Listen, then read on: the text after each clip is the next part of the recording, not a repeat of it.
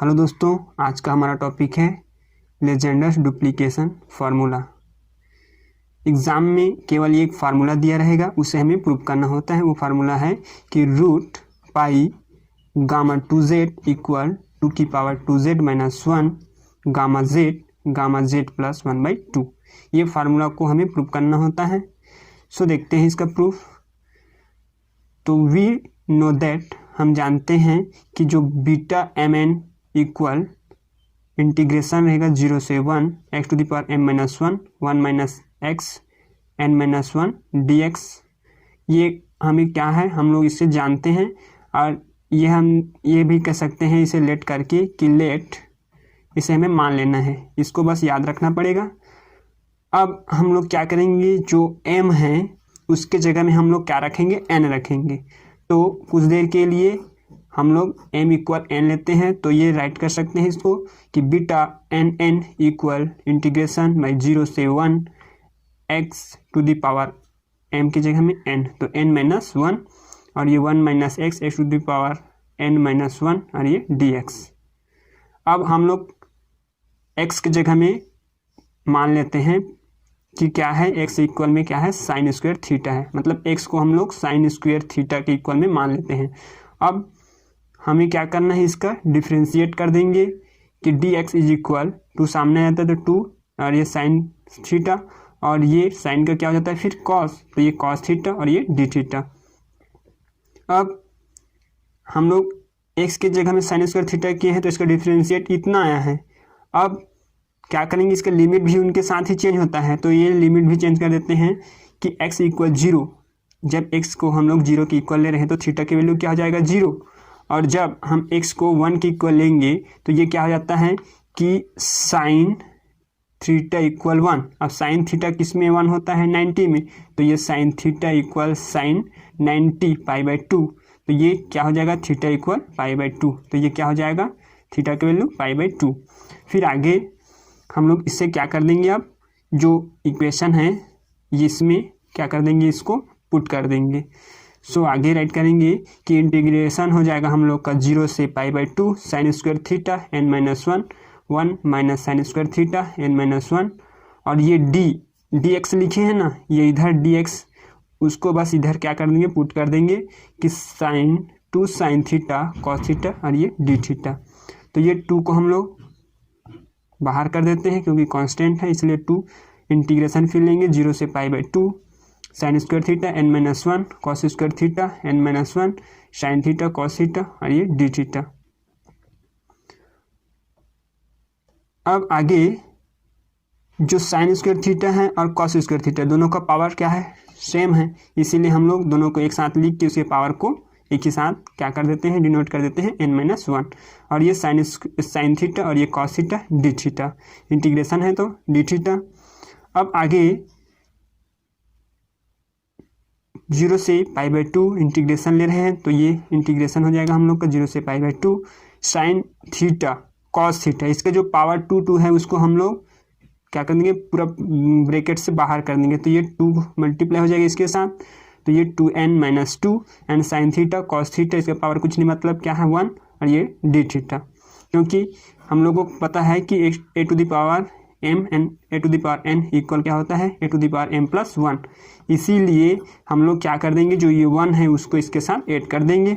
तो हम लोग राइट करेंगे, फिर आगे हम लोग राइट करेंगे 2 रहेगा 2 और ये इंटीग्रेशन 0 से π/2 sine theta cos theta 2n minus 2 plus 1, क्योंकि उसको प्लस को इनके साथ ऐड किए हैं, तो ये 2 में से 1 घट जाएगा तो कितना हो जाएगा, 2n माइनस 1 और ये डी थीटा।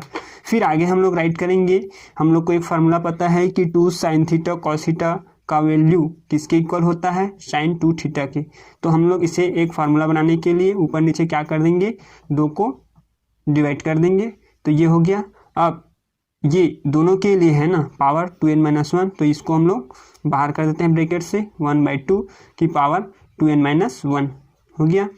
फिर ये बचा 2 sign theta cos theta, power रहेगा 2n माइनस 1 डी थीटा।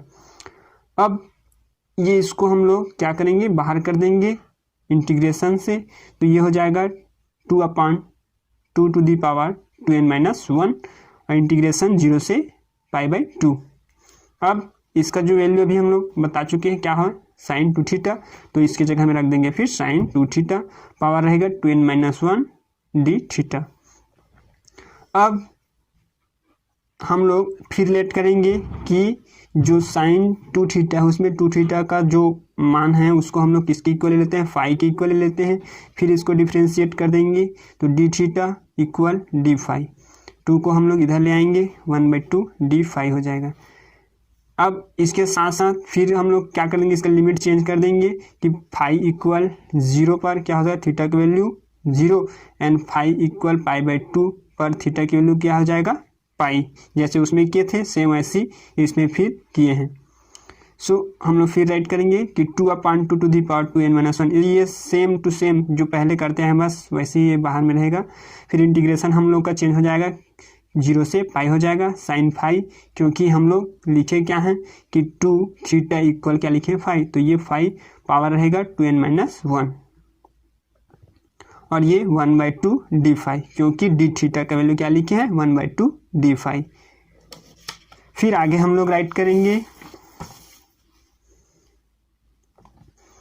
कि 2/2 to the power 2n-1 integration 0 से pi sine theta to the power 2n-1 1/2 d phi. ये 1/2 को फिर कॉमन कर देते हैं पूरे से, तो ये हो जाएगा इतना, 2 को 2 से कैंसिल कर देंगे तो ये फिर इतना हो जाएगा और ये फिर जैस के तस नीचे। फिर आगे 1/2 टू दी पावर 2n-1 इतना हो जाएगा। इंटीग्रेशन फिर लेते आ रहे हैं 0 से पाई, तो ये 0 से पाई साइन थीटा की पावर 2n-1 d फाई। अब हम लोग क्या करेंगे, अपना लिमिट फिर से चेंज करेंगे, तो हम लोग इसको ले लेंगे π/2। लिमिट को जब π/2 लेंगे तो हम लोग डिवाइड कर देंगे 1/2, क्योंकि ये लिमिट दोनों कैंसिल हो जाता है तो शेष बचता है पाई। तो ये लिमिट चेंज कर दिए हैं, तो ये पाई इक्वल π/2 रख देंगे, ठीक है। तो ये इतना हो गया, फिर 0 से π/2 इंटीग्रेशन हो जाएगा अब, और ये साइन थीटा की पावर 2n-1 d फाई। फिर आगे 1/2 टू दी पावर 2n-2, क्योंकि इसका पावर ये, तो ये फिर हो जाएगा 2 टू दी पावर 2n-2। फिर ये इंटीग्रेशन ले लेंगे 0 से π/2 साइन फाई, पावर रहेगा 2n-1 d फाई। अब हम लोग को पता है कि एक क्या होता है डी मॉर्गन्स लॉ से, कि यदि हम लोग इंटीग्रेशन ले रहे हैं पाई 0 से π/2 sine to the power m theta dot cos to the power n theta d theta, तब इसका जो मान होता है वो किसके इक्वल होता है कि gamma m+1/2 and gamma n+1/2, इसका बट्टे में रहेगा 2 गामा m n+2/2, क्योंकि हम लोग इसे क्या करेंगे, मान लेंगे किससे, डी मॉर्गन्स लॉ से। इसका जो वैल्यू है बस इसको याद रखना पड़ेगा, उसके बाद कुछ नहीं करेंगे, बस उसको इसके साथ पुट करते जाएंगे। फिर हम लोग राइट कर देंगे इसी के थ्रू इसमें सम्मान को, तो 1/2 टू दी पावर 2n-2, ये गामा 2n-1 + 1 m की जगह में बस, और ये क्या हो जाएगा 0 + 1/2, क्योंकि इसके जगह में कुछ नहीं है इसलिए ये क्या हो जाएगा 0। फिर पूरे का बटे रहेगा 2 गामा 2n-1, पावर है ना 2n-1, तो ये 2n-1 + 0 + 2 हो गया, और ये अपान कुछ नहीं है, नीचे में 2 है तो ये 2 हो गया। फिर ये 1 से 1 क्या हो जाएगा, कैंसिल हो जाएगा, तो ये बच गया क्या कि 2 से 2 कैंसिल, बच गया n, और इसमें 1/2 पूरे का रूट बटे रहेगा गामा n + 1/2।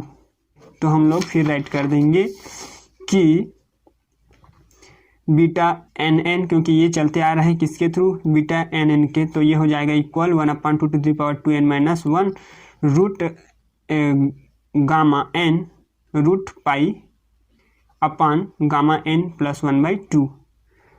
अब समझो जो हमें प्रूव करना था ये वाला हम लोग को मिल गया, ये वाला भी मिल गया। सो अब हम लोग क्या कर देंगे, जो n है उसको हम लोग क्या लिख देंगे, उसको इक्वल कर देंगे z के, क्योंकि हमें z के फॉर्म में क्या करना है, प्रूव करना है। तो ये क्या हो जाएगा, n इक्वल z हम लोग रख रहे हैं ना। तो आगे हम लोग फिर इसे राइट कर देंगे कि beta Z Z equal 1/2 to the power 2 z-1 और ये root z gamma z and root pi upon gamma z+1/2 और फिर इसका इक्वल ये होता है। तो फिर हम इसे राइट करते हैं कि गामा z अपान होता है कि गामा z+z इक्वल 1/, ये चलते आ रहा है कि 1/2 to the power 2z-1 and gamma z root pi है तो root pi upon gamma z+1/2। अब इसको हम लोग इसके इधर ले आएंगे तो ये हो जाएगा 2 to the power 2z-1 gamma z+1/2 equal gamma 2z और root pi implies that gamma 2z root pi equal हो जाएगा फिर 2z पावर में रहेगा 2z-1 क्योंकि पावर यही चलते आ रहा है गामा z+1/2। अब हमें प्रूव क्या करना था कि इक्वेशन फर्स्ट में वही अब हम लोग को प्राप्त हो जाएगा कि root pi gamma 2z equal 2 की power 2z-1 gamma z and gamma z+1/2। हमें जो प्रूव करना चाहिए था वो हम लोग को प्राप्त हो जाता है। इस प्रकार हमारा ये फार्मूला प्रूफ हो जाता है। So thanks for watching.